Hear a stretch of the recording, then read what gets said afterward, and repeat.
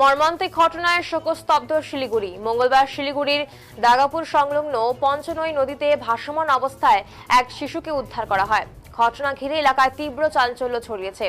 প্রত্যক্ষদর্শীরা জানিয়েছেন, নদীর পাড়ে দাঁড়িয়ে থাকা স্থানীয় বাসিন্দাদের নজরে প্রথমে জলে ভাসমান কিছু পড়ে থাকে, এমনটি তারা দেখতে পান।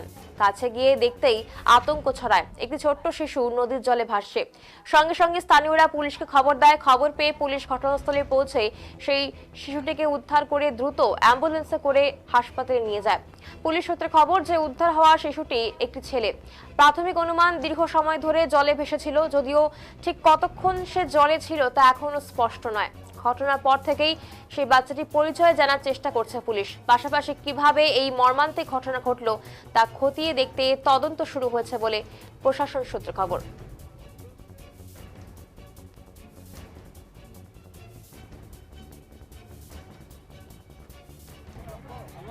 হ্যাঁ দেবা বর্মন। কি হয়েছিল রে? ওইদিকে বাচ্চা একটা ছিল, কখন দেখছিলি এটা? একটু আগে হ্যাঁ, কি ছিল? ছেলে বাচ্চা ছিল। আচ্ছা, তারপরে? তারপরে পুলিশ এসে নিয়ে গেল অ্যাম্বুলেন্সে করে। হ্যাঁ, ছোট বাচ্চা ছিল। কেউ কি ফেলে দিয়ে গেছে? কি মনে কে হয়? জানি না তো। নদীতে ভেসে আসছে? হ্যাঁ, ঠিক আছে।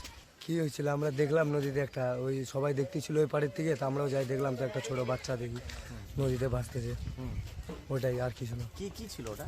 বাচ্চা ছেলে। তারপরে কি হলো? আর কি, তারপরে পুলিশ আসলো, পুলিশ এসে তারপরে অ্যাম্বুলেন্সে নিয়ে গেল।